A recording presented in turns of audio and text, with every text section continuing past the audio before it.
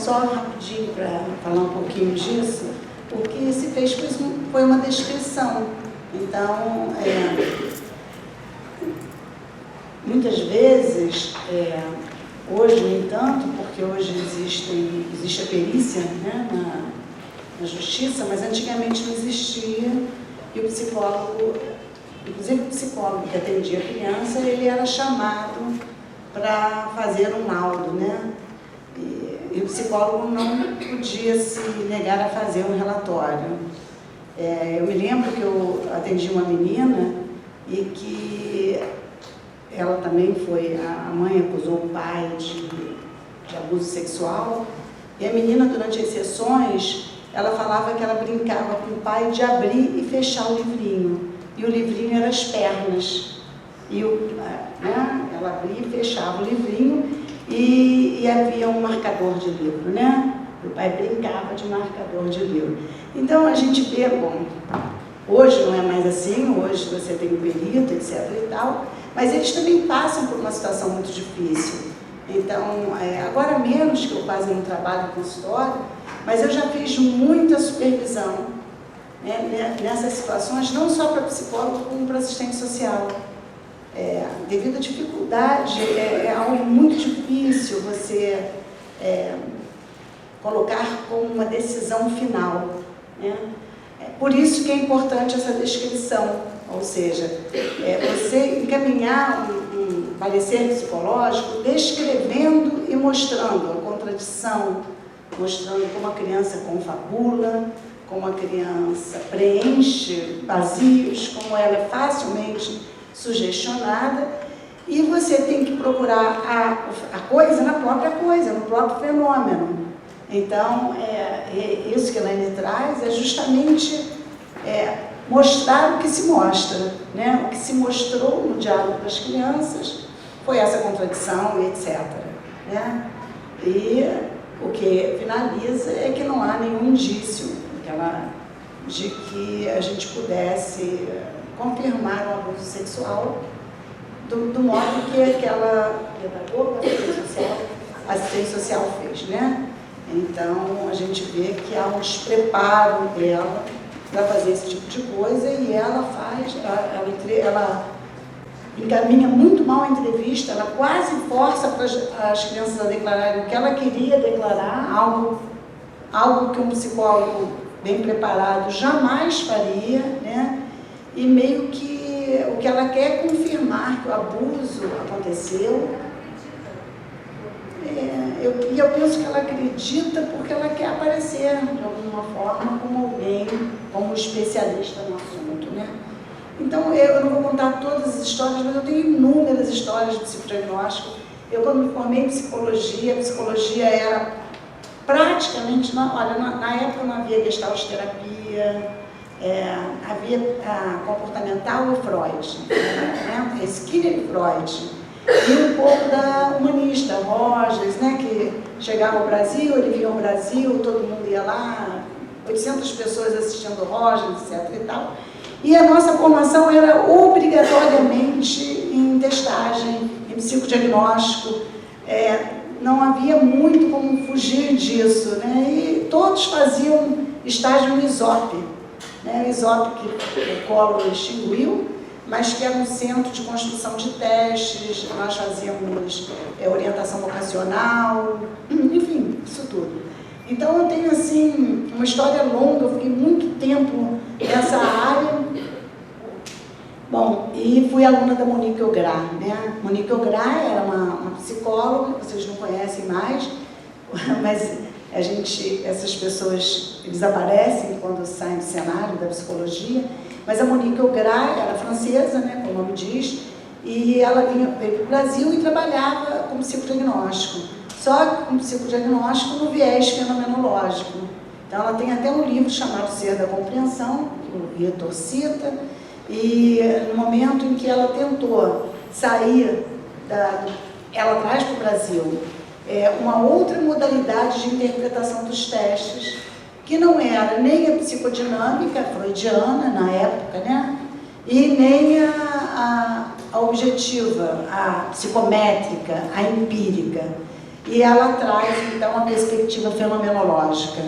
Quando ela traz a perspectiva fenomenológica, ela, assim, no ser da compreensão mesmo, ela já mostra essa possibilidade, as possibilidades de interpretação em cima daquilo que eu falei ontem para vocês, que é da experiência, da vivência, que o nome não era experiência, era vivência do espaço, vivência do tempo, vivência do outro e vivência da responsabilidade, né? Da liberdade, Então, olha só, o que acontece? Eu vou mostrar para vocês assim, o que eu estou dizendo para vocês é que existiam 3 modalidades de interpretação psicológica, tá? Eu estagiei no Detran, e no Detran nós trabalhávamos com psicodiagnóstico também. E o que se fazia no Detran era pedir aqueles motoristas profissionais que dirigiam caminhões há 20 anos para fazer o grafismo, o Bender, né, e o HTP, PMK, MP não, eles não usavam MP, que demorava muito tempo, a coisa tinha que ser rápida. Então, o que acontecia? Era a coisa mais estranha, assim, foi um momento na minha vida em que tudo isso me provocou uma grande estranheza. A interpretação era com base psicanalítica, na maior parte dos casos, e também com base nas determinações dos manuais que sustentavam a aplicação e a fundamentação dos testes. E, assim, algo que me provocou uma grande estranheza era que alguns motoristas profissionais, os amadores passavam direto, na maioria, mas os profissionais por conta do traçado. Então, eles faziam um HTP e um Bender com um traçado muito forte, e isso era interpretado como agressividade e violência. Então, nós interpretávamos que ele estava proibido de dirigir, uma pessoa que já dirigia há 20 anos, ia ficar desempregada, por conta do traçado que mostrava uma agressividade, impulsividade. Quem estudou isso, eu acho que hoje vocês não estudam mais desse jeito, sabe que um traçado forte evidencia isso, só que aquelas pessoas, era uma das poucas vezes que eles pegavam um lápis em papel. Então, eles não tinham o domínio do lápis que nós tínhamos, né? Bom, eu era estudante de psicologia, mas eu fui me dando conta disso. Toda vez que não tinha nenhum psicólogo por perto, eu aprovava. E se eu estivesse perto, eu não podia aprovar, né? E aí, é a coisa mais interessante, porque quando eu saía tinha almoço pago, lanche pago, tinha um monte de coisa, porque obviamente eu não ia aceitar dinheiro. E quando eu saía, as pessoas falavam assim, olha, já pagaram o almoço da senhora, tá? Já pagaram o lanche, porque eles ficavam tão gratos com o fato de terem se libertado daquilo, que de alguma forma eles agradeciam.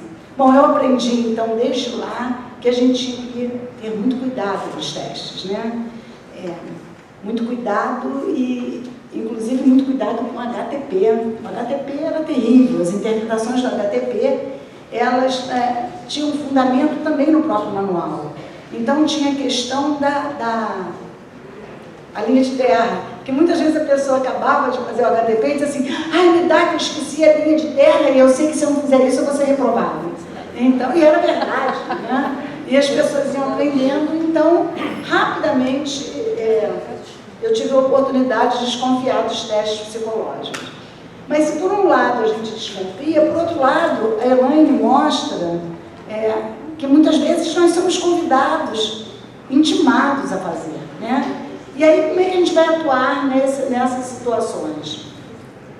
Bom, então eu vou começar a fazer algo que eu penso que, pelo menos naquela época, não se fazia. Então, foi o que eu disse para vocês. Você via os manuais dos testes, né? E os manuais diziam tudo. Então, tinha fundamentação, tinha padronização, a validade, a fidelidade, que eram feitos nos objetivos, nos testes objetivos de forma psicométrica. Nos projetivos e nos expressivos tinha toda uma fundamentação teórica, mas que ela tinha uma lógica interna. Então, uma lógica que nascia do próprio teste. Ora, numa lógica interna, eu defendo qualquer tese, porque eu estabeleço o axioma, estabeleço os corolários e pronto. eu estou meio que tranquila.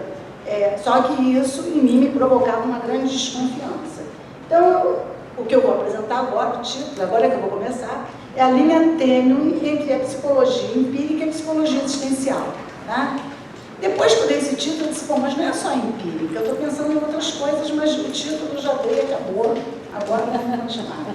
Então, a linha tênue, e por que eu chamo de linha tênue? E foi apresentado muito bem aí pelo Vitor, pela Elaine, não foi à toa que eu seria a última, que é uma linha tênue. O quanto nós somos psicólogos, né?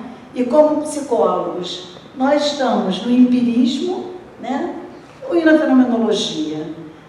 Muitas vezes a gente vê as perspectivas mais da terceira força, né? Que é assim que Maslow classificou, que com toda a classificação deixa um furo, mas vamos lá, essa que a gente tem, ele coloca 3 grandes forças em psicologia, o Abraham Maslow, isso na década de 60, e ele fala na perspectiva da psicanálise, do behaviorismo, e ele chama a terceira humanista. E a gente vê que as duas encontraram um jeito, ou seja, as duas primeiras, a psicanálise e o behaviorismo, encontraram um jeito de lidar com os testes. E a humanista, e aquilo que se desdobra do humanismo, meio que tem uma resposta crítica, contrária, pejorativa, que desvaloriza a utilização dos testes. O que, se por um lado é bom, porque se eu critico eu não preciso lançar mão, mas por outro lado, quando eu sou chamada a utilizar, eu também não sei, nem mesmo fazer um relatório, e a gente sabe que, não sei quanto por cento, mas um grande percentual dos casos de transgressão à ética, eles se dão por laudos ou por relatórios mal elaborados. Então, eu penso que isso provém até dessa grande crítica que os psicólogos fizeram à testagem, que procede a crítica, mas eu penso que, não estou negando, mas penso que existe uma linha tênue e que nós precisamos andar nessa corda bamba. Né? Bom, então vamos lá, como é que a gente vai fundamentar isso? De onde vem, que foi o que eu não vi na época que eu fiz faculdade, nem na época que eu atuava com testes, atuei até na construção de testes, né? No ISOP. Então, o que eu não sabia, que eu fui aprender depois, que a psicologia, primeiro, a psicologia, ela aparece, ela se desdobra das epistemologias. Então, epistemologia, teoria do conhecimento, que parte da cisão sujeito-objeto. E dessa cisão e da própria epistemologia e do próprio racionalismo, que é uma corrente epistemológica, é que aparece a possibilidade de pensar algo tal como psicologia. Ou seja, é preciso que eu faça essa cisão, é preciso que eu posicione o sujeito de um lado e o objeto do outro, para que, a partir disso, possa aparecer um modo de saber que é o nosso saber, que é o psicológico. E todos esses saberes. Então, o que acontece? Nós temos 2 grandes vertentes epistemológicas. Nós poderíamos falar das 5, se eu tivesse tempo, se eu tivesse 3 meses de aula, eu falaria das 5. Como eu não tenho, eu tenho que resumir. Mas vamos falar das 2 grandes que vão dar, já vai ser suficiente para eu poder chegar onde eu quero chegar, acredito. A primeira corrente é o racionalismo. A primeira não é por ordem de aparecimento, porque eu quis dizer a primeira, e a segunda, o empirismo. Então, o racionalismo, então, ele parte da ideia que o real se estabelece sempre em um paralelismo com a mente. Então, é a razão que posiciona a realidade e representa a realidade. Então, é na razão que essa realidade é representada e que todo real, na verdade, é um espelhamento do que está na razão. Ok? Essa corrente racionalista que vai tomar esse real, que na verdade é o ideal, está na mente, que ele pode ser alcançado por meio a determinados elementos. Por exemplo, Descartes alcança o sujeito a partir daquilo, de um pensamento dedutivo, que ele pensa que são os elementos presentes na mente, né? Que são na razão. que é o raciocínio, a vontade, etc. e tal. Ele faz essa fragmentação, né, da mente e vai mostrando como cada um das relações que a gente estabelece com o mundo são oriundas desses elementos. Nós temos, por outro lado, bom, a psicologia, a psicodinâmica, ela vai se pautar nesses elementos. Por isso que a psicologia psicodinâmica vai falar que o que me permite ver os elementos da mente são os testes projetivos e os expressivos, porque é necessário que haja uma projeção, uma expressividade daquilo que está na mente para eu poder conhecer aquele homem. É daí que vem o Rorschach, que vem o Zülliger, o HTP, né? Enfim, os testes que a gente chama de expressivos e projetivos. Projetivos, você projeta e vê, fala o que é aquela imagem. O expressivo, você conta uma história, ou escreve uma história, né? Então, eu tenho essas duas modalidades de testes. Os projetivos, por serem imagens que não são definidas, eles são os que mais se sustentam numa psicologia que parte da ideia de que toda objetividade é projeção daquilo que está na mente. Por outro lado, eu tenho o empirismo, né? O empirismo também pressupõe essa dicotomia, sujeito e objeto, e vai dizer que todo saber provém de propriedades das coisas. Então, o homem, tal como todos os objetos, tem propriedades que, uma vez descobertas, eu posso saber como se dá a inteligência, a vontade, a emoção, etc. e tal. Bom, nesse âmbito, eu tenho os testes psicométricos, os testes objetivos, né? Primeiro, como o Vitor falou ainda há pouco, é o Binet, que foi em 1905, em que ele fez para separar as crianças débeis mentais das crianças inteligentes, mais inteligentes, daquela classificação toda, né? Torpe, débil mental, imbecil. Todos esses termos que a gente usa hoje como pejorativos foram os que ele utilizou para poder classificar as crianças, categorizar as crianças. Então você vê que em Binet, já a perspectiva era empirista, era empírica. Então eles vão mensurar o real, e dessa mensuração do real, eles estabelecem classificações. Ou seja, a objetividade está no comportamento, enquanto que a objetividade no racionalismo, ela está no modo como se projeta as coisas, então está na mente. Bom, essa é a ideia geral, e como vocês viram, que eu mostrei para vocês no meu início de vida como psicóloga, é que havia essas duas vertentes, né? E uma terceira vertente que eu não aceitava. Mas a pergunta que eu faço, então, é assim, bom, então, como é que fica essa terceira força? Como é que ficam os psicólogos que atuam nessa terceira força e são chamados a fazer um psicodiagnóstico, né? Na maioria das vezes eles não fazem e eles indicam para um profissional que faça. Mas isso tem um certo problema, por exemplo, se você trabalha com plano de saúde, você é chamado a fazer isso. E se você não faz,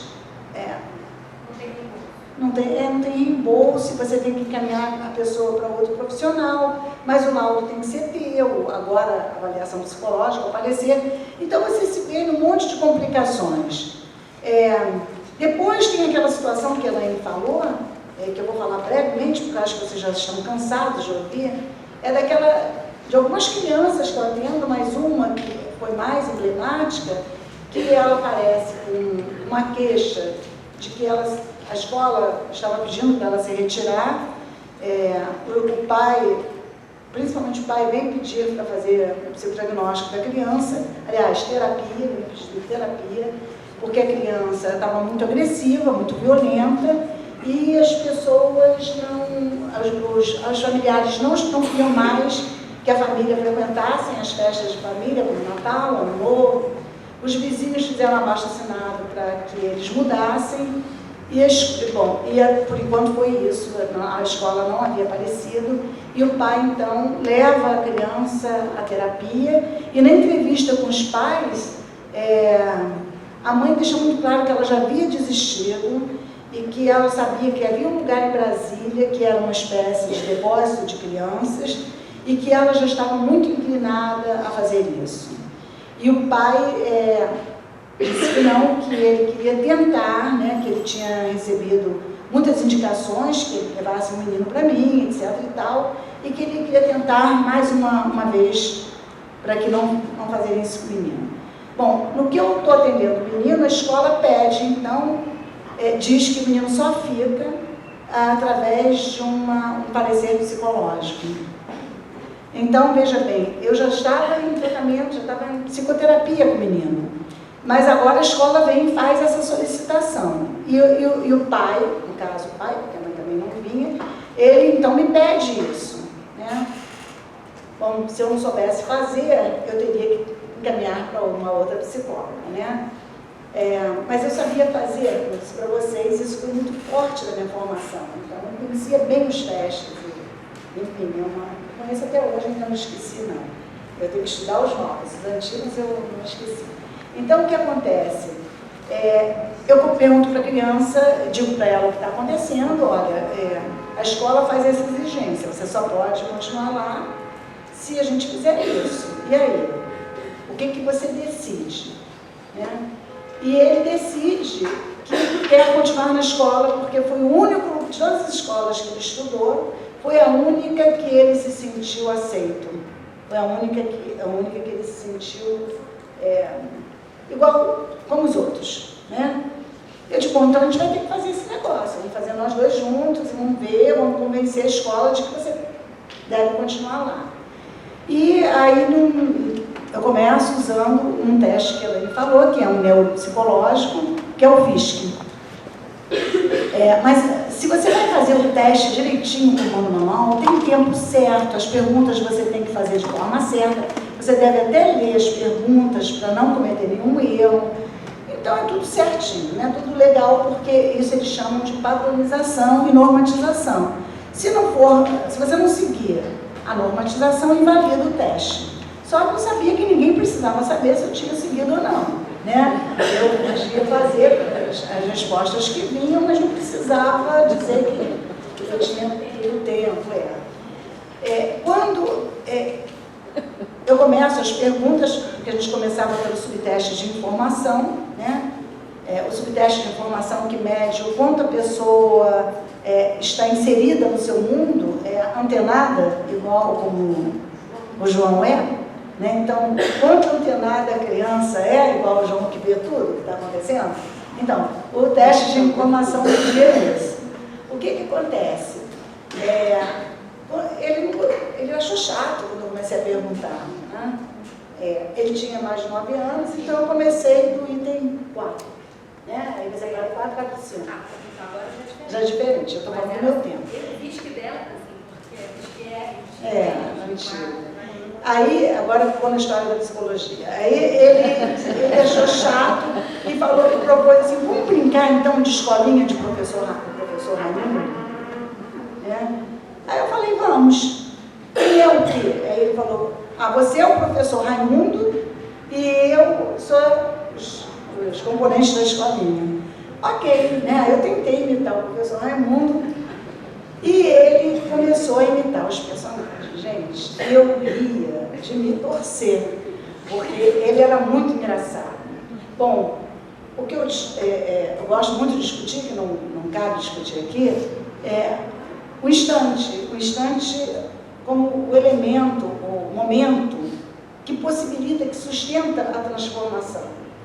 Esse menino, nesse momento, descobriu que ele era engraçado, né? E ele descobriu que podia fazer graça na escola.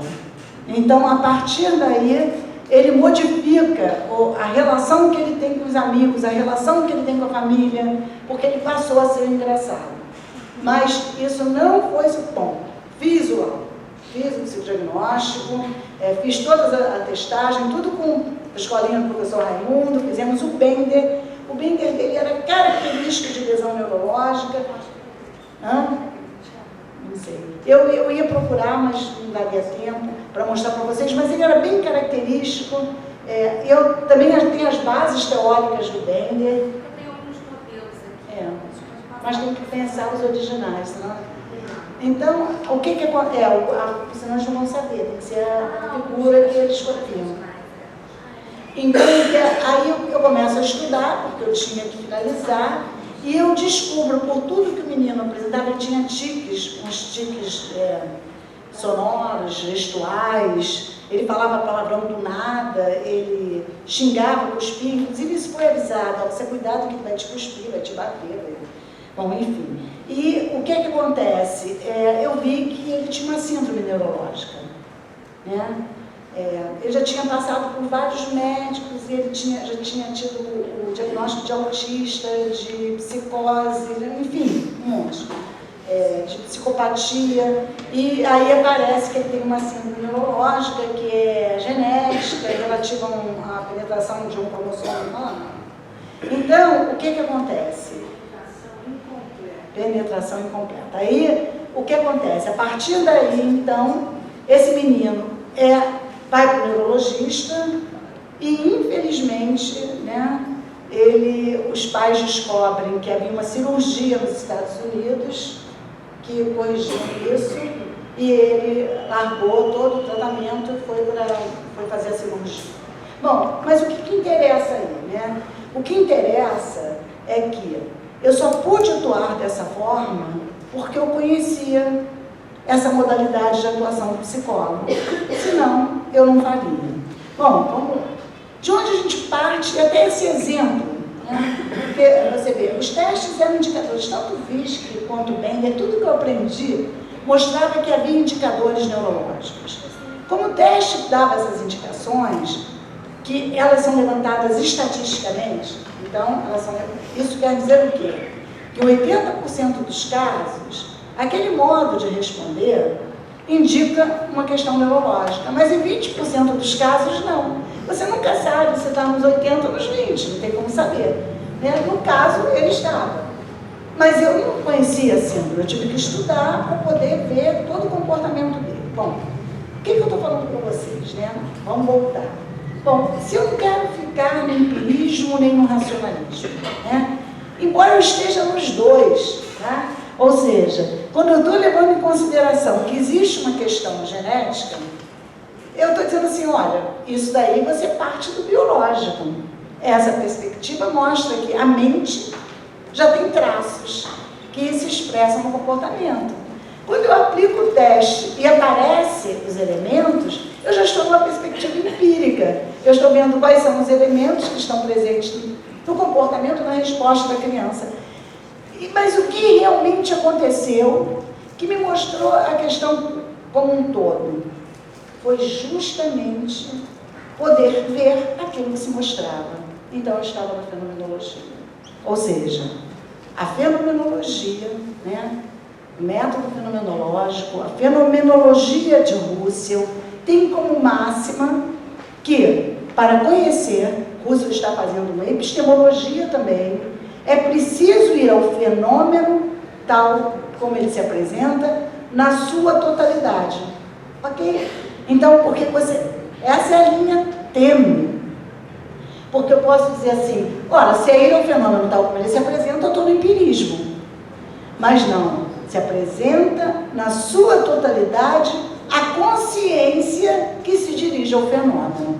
Então, essa linha é tênue, mas há uma diferença. No empírico, a consciência tem que ser neutra. A consciência tem que estar fora do jogo.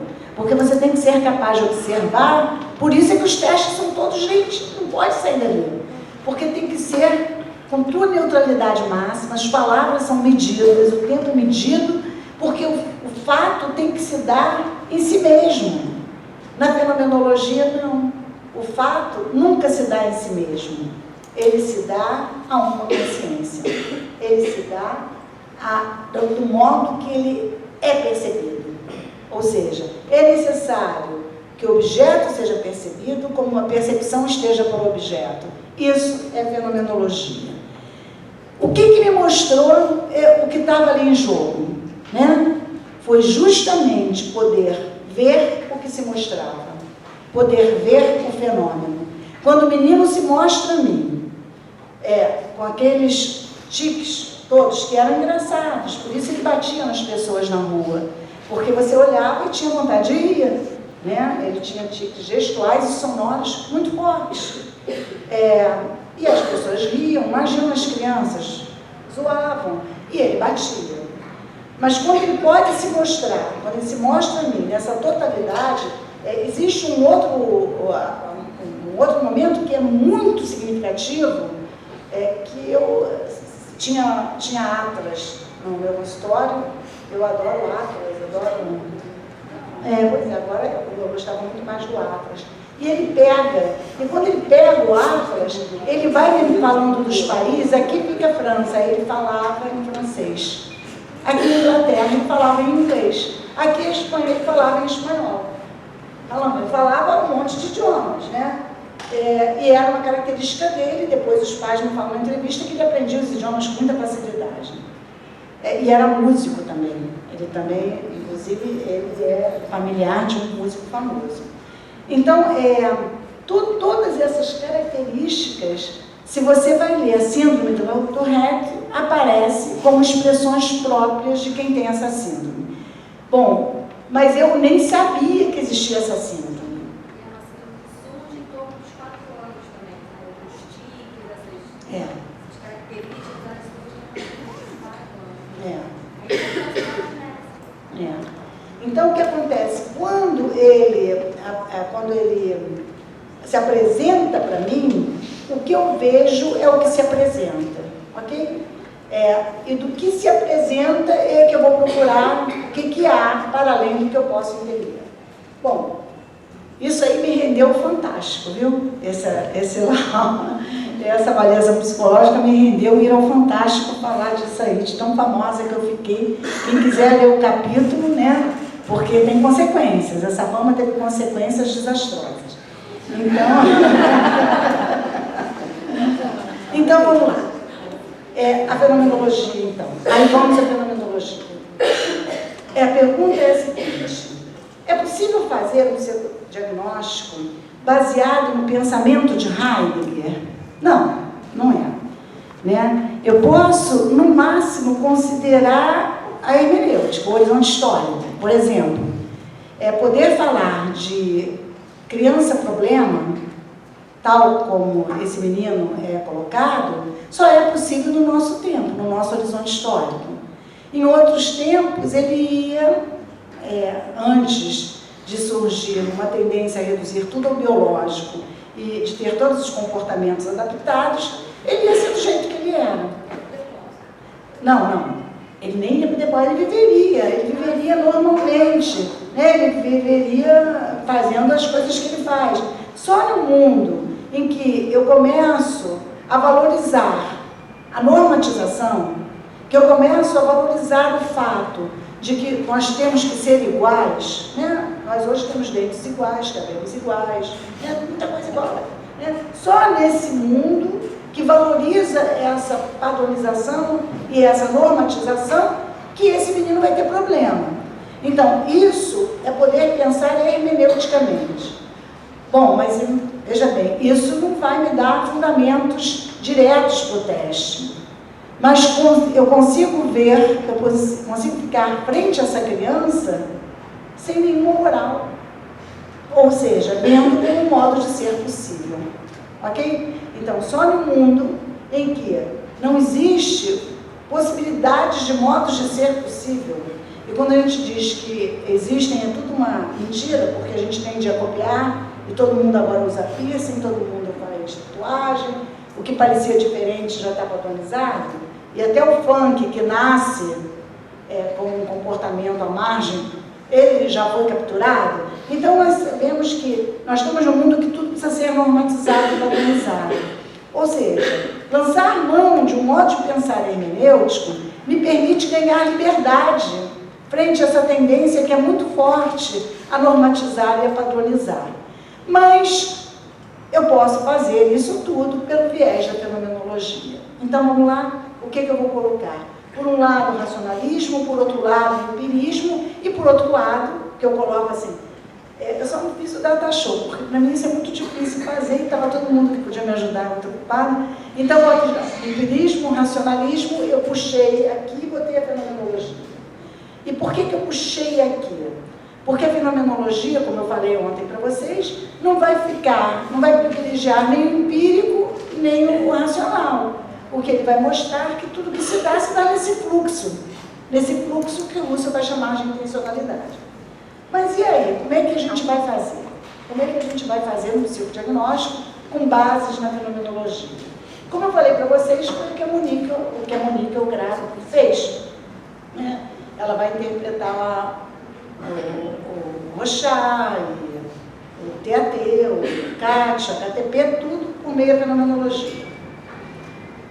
Eu confesso que acho que a Monique, ela não levou as últimas consequências, entende? Ela trouxe uma nova forma de pensar, mas não levou as últimas consequências. A gente ficou muito sem saber o quanto ainda era algo da psicanálise. Ela cita Heidegger, Kierkegaard, Sartre, mas você leu, né? Mas cita, mas você quer mais, né? E aí ela fica na compreensão, né? Mas a questão da compreensão, eu iria para Jasper, que foi quem mais discutiu, Dilthey, né? Ela não vai. Então você vê que, olha só, não estou fazendo uma crítica destrutiva, não. Porque os pioneiros são os que criam os atalhos, que criam esses caminhos. Depois a gente só pega os caminhos deles, olha, mamão com açúcar. Mas então a gente vê que a coisa lá estava começando. Então vamos lá.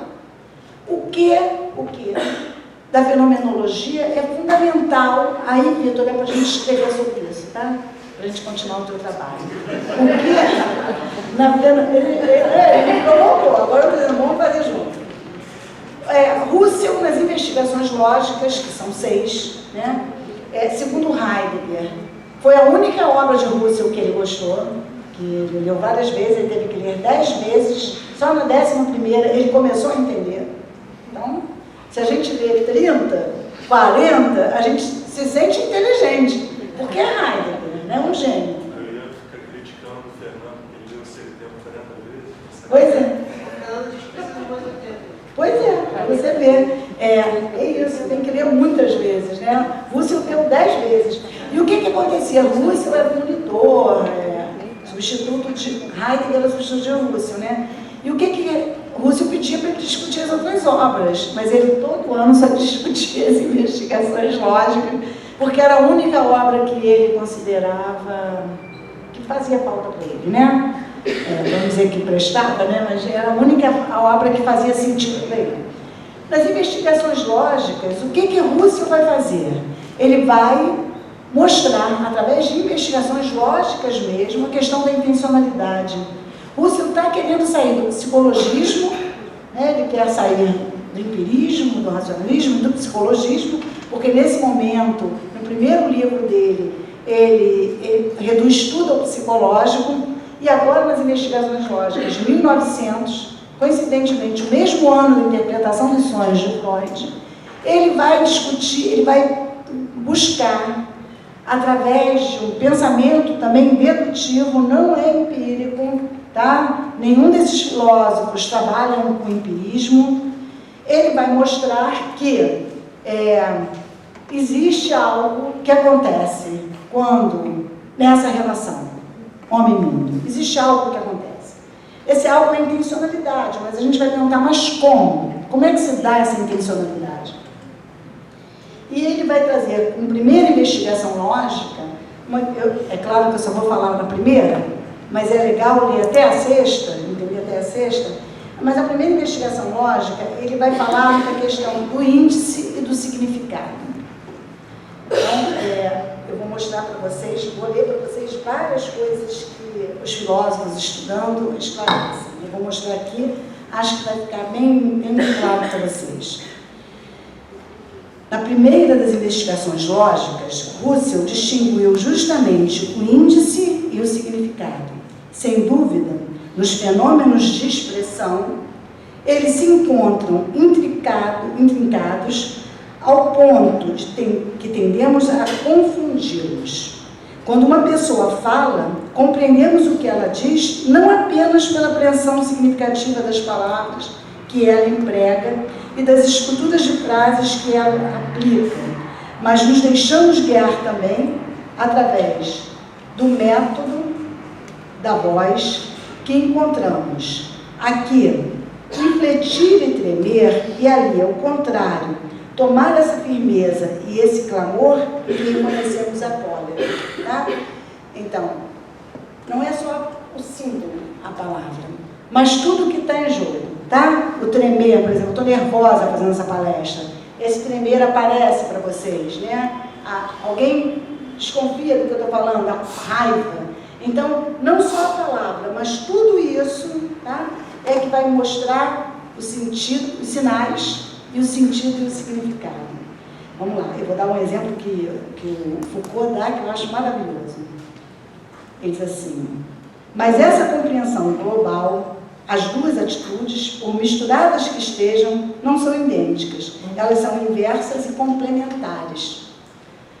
Já que é, sobretudo, no momento em que as palavras começam a me escapar, enevoadas pela distância, pelo barulho ou pela rouquidão da voz, que a indução dos indícios tomará à frente da compreensão do sentido. O tom da voz, o início das palavras, os silêncios, inclusive os lapsos, me guiarão para fazer-me presumir que meu interlocutor sufoca de cólera. Entenderam? O que ele está dizendo é que os sinais só não são suficientes. Então, as palavras sozinhas, elas são insuficientes, mas elas são sinais. Mas eu só posso complementar com a totalidade. Vou ler aqui agora o exemplo que ele dá, o dele do Gilvan, que eu acho fantástico. Eu podia falar de cabeça, que eu já estou careca de vez, mas eu não quero perder um detalhe. Olha aqui. Ele diz assim: com relação a si, por si mesmo, o índice não tem significação, tá? O índice não tem significação. O Russell, nas investigações lógicas, ele fala assim, uma bandeira, eu já estou dando significação. Um pau, um mastro, um pano é um sinal, né? Mas eu já vejo bandeira, porque tem uma significação, ok? Isso é o primeiro elemento que compõe a intencionalidade. Aí ele diz assim: e só pode adquiri-la, quer dizer, a significação, de um modo secundário e pela via oblíqua de uma consciência que o utiliza como marcação, como referência ou como baliza. Então vamos lá o exemplo. Olha que bacana. Vejo buracos na neve. Isso é Foucault, tá? Espécies de estrelas regulares, cristais de sombra. Um caçador aí verá os rastros frescos de uma lebre. Essas são duas situações vividas. Seria, vamos dizer, que uma comporta mais verdade do que a outra. Mas, no segundo esquema, se manifesta a essência da indicação. No primeiro, não. Ok? No primeiro esquema, eu vejo só aquilo. Mas no segundo, só vejo sinais. No segundo, eu vejo a significação. O caçador já vê a significação. E para o caçador, somente que a pequena estrela escavada na neve é um signo. Isso não quer dizer que o caçador tem mais material associativo do que eu, ok? Nós, em psicologia, tendemos a ver a primeira resposta como uma resposta primária, uma resposta de quem tem pouca inteligência. Né? Quem descreve, ontem, mesmo na palestra, a gente viu isso, né?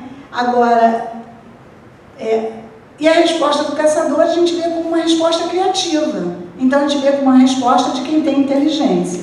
Então, veja bem, se fosse o alfa e o beta, nós iríamos para o pilotão de frente e o caçador ficaria lá atrás. Isso. Ele vai dizer que a primeira resposta é concreta, ganha 1 ponto, não. Então, e a segunda resposta é abstrata, ganharia 2 pontos, né? Então, vamos lá. Isso não quer dizer... A associação aí é derivada em relação à estrutura de indicação. Ela não faz senão repassar os traços pontilhados de uma estrutura que já é marcada na essência do indício e do indicado, A associação traz à consciência conteúdos, deixando-lhes o encargo de se religarem aos conteúdos dados segundo a lei de suas essências respectivas. Então, vamos lá responder como resolver isso. O que vai acontecer? A gente pode trabalhar o teste psicológico, mas o teste psicológico são só sinais, ok? Não tem significado algum, mas o autor, quando vê e reproduz, ele reproduz algo que vai para além dos sinais e vai para o significado, embora ele possa só descrever, tá? Muitas vezes, quem tem experiência com teste, vê que as pessoas só descrevem. Não é o que acontece na maioria das vezes. E nós, psicólogos, tendemos a desvalorizar essas respostas, tá? Mas se você faz uma interpretação fenomenológica, você não vai desvalorizar. Você vai dizer que ela deu sinais. Sinais que para ela não tem nenhum significado. Como ele diz, ele passeando pela neve, ele só vê sinais. O caçador vê pegadas. Ok? A sua experiência permite ver pegadas. Bom, não dá mais tempo, mas então, as palavras lebre ou cólera são, mas é que eu quero apresentar mais uma coisa, são significativos. A voz que enrouquece, o rastro impresso na neve, são indícios. Ok? Nenhuma dúvida até aí. Olha, quem apresenta um exemplo muito bom disso também é Dilthey, quando ele fala da vermelhidão, né? Uma pessoa, você está conversando com uma pessoa, a pessoa fica vermelha, você interpreta como vergonha.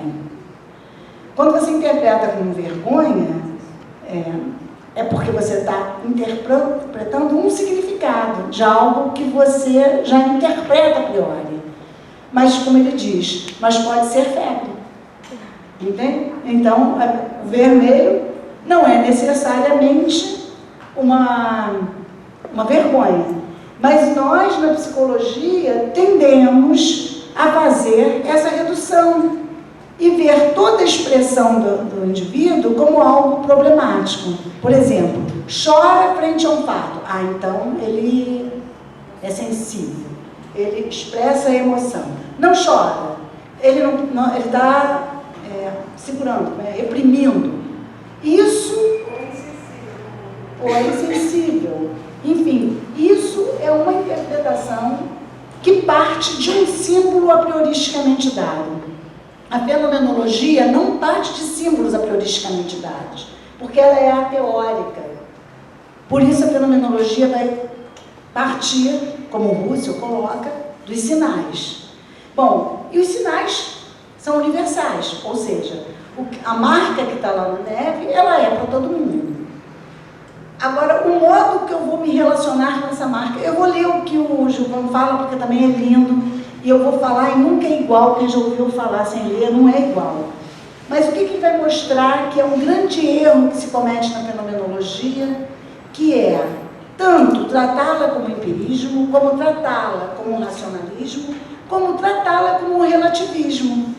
Então eu vejo muita gente falar isso, falar assim, na fenomenologia, o que interessa é o modo como o indivíduo percebe, até mais do que o modo como ele, a perspectiva dele. Isso é um relativismo. Você não está falando de perspectiva. Ele diz assim, um caçador vê as marcas na neve. Ou seja, os caçadores veem a marca na neve e, ao ver a marca na neve, a perspectiva dele é de caçador. Aí tem lebre. Isso não é um relativismo, não é um subjetivismo. Tá? Como um psicólogo, bom, o psicólogo vai interpretar logo. Uma pessoa vê outra vermelha e interpreta que é febre. Os médicos vão interpretar como febre. Isso é uma perspectiva de uma dada experiência, não é um subjetivismo. A gente não pode recair num relativismo, num subjetivismo, onde tudo pode. Porque se tudo pode, ou seja, se eu posso interpretar cada situação como algo de uma ordem apenas singular, gente, não vai ter que existir psicologia coisíssima nenhuma, nem sociologia cabe. acaba, porque vai haver tantos significados quantas pessoas existirem. Então, não tem mais nada. Se é tudo, é nada. Né? Eu não posso chegar a lugar nenhum. Então, vou mostrar como é que o Gilvan, né, que todos os livros dele eu adoro, e esse é Conhecer e Criar, em que ele está trabalhando as epistemologias, o empirismo, o racionalismo, o idealismo e o kantismo, tá? E a fenomenologia, obviamente. Ele diz assim, falando da mesma coisa, ele está discutindo a mesma coisa, de que não interessa o que a coisa é, mas como a coisa parece. Então, o que interessa não é a quantidade das coisas, mas é o como das coisas. Então, vamos lá. Se eu estou numa perspectiva empírica, eu quero chegar à quantidade das coisas, eu quero chegar aos elementos que a constituem. Ok? Então, eu quero saber o que é. Eu digo, é algo que... O que é uma mesa? É algo que se compõe de pés, tá? Mas é o como ela se relaciona, né? Como a essência dela só pode aparecer nessa relação. Toda a essência na fenomenologia é relacional, aparece na relação. Porque se aparecesse na própria coisa, eu ia desmanchar a mesa todinha até aparecer o que é fundamental. Mas justamente quando eu desmancho o que é fundamental, essencial da mesa desaparece. Eu preciso a totalidade de algo, que essa totalidade só pode aparecer na minha relação com esse algo. Não pode aparecer se eu não estou em jogo. Então, vamos lá. Tenho diante de mim uma laranja. E apesar de parecer supérfluo, pergunto, o que é a laranja? Um botânico, um agrônomo, provavelmente técnico da Emater ou do Globo Rural, responde-me algo mais ou menos assim. É um fruto de espécie Citrus sinensis, com a forma de uma grande baga esférica, dividida em vários septos ou gomos, e cuja casca é de um amarelo dourado, no estado de maturação. Ok? Então, ele me falou da propriedade das coisas, né? Da laranja. Surpreende-me que para o sitiante que a planta e a cultiva, assim como para o caminhoneiro que a transporta, ela, a laranja, é subsistência, sobrevivência, pão para seus filhos e famílias, ela é vida, é um extraordinário sentimento de elevação e de redenção para o inferno. Estão entendendo? Então, a laranja, ela não é a laranja igual para todo mundo. Ela é, no como da laranja, ela apresenta-se, ela aparece na relação, e só na relação. Tá? Vamos lá. Para o enfermo, que convalesce, que sorve seu sumo saboroso. Aí ele vai dar um exemplo só o João mesmo. 2 guris a surrupiam do cesto, e na farra deles, ela é bola de futebol. Abandonada na fruteira ou jogada sobre a mesa, ela vira natureza morta, vida serenada. Na tela de um pintor, ela ainda é tão só a cor laranja, que embriaga algum descuidado contemplador do horizonte no crepúsculo, na alba. Ela também é uma porcaria, uma droga, uma sujeira para o varredor de lua, que a encontra esmagada, pisoteada e toda cheia de mosquitos pelo chão, depois da feira. Ok? Entenderam? Então, bom, eu marquei outras coisas, mas eu vou falar só essazinha que eu acho que falta. Ele vai dizer assim, daqui a pouco. Então, ele diz assim, quer ver? Ele vai falar da preocupação, que é uma questão nossa, né? Que o que está em jogo é como você se ocupa, se preocupa no sentido heideggeriano. Ele está usando a palavra heideggeriana. Ele está falando da perspectiva, que a perspectiva não é algo da ordem individual, mas é algo da ordem também social, de uma comunidade. E ele diz assim, o que comumente se denomina o profundo, a essência de uma coisa, não é, portanto, uma propriedade, isso que eu falei da mesa, né? O profundo, a essência da mesa, não é os pés, não é a tampa, um atributo real das coisas, ou sua dimensão metafísica. O que é o profundo é a transcendência, ou seja, o ultrapassamento da coisa, na sua objetividade tosca. Então, a objetividade da mesa é tosca. Porque a essência da mesa aparece no ultrapassamento da mesa, na objetividade. Deu para entender? Não. O meu, eu não desliguei? Ah, pensei que tinha. Estão me chamando para ir trabalhar. Mas eu não quero. Aí vamos lá. Desliga, obrigada. Desligou? Hã? Tá. Do seu lado, o aspecto coisista ou objetivista para realizar. Então, ela tem que transcender do seu lado coisista ou objetivista para transcender num modo de ser possível, que se chama ótica, perspectiva e interesse.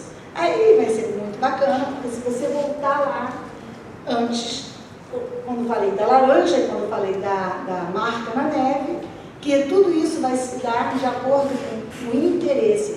Agora, o interesse não é motivação, não é algo da ordem da interioridade, é interesse.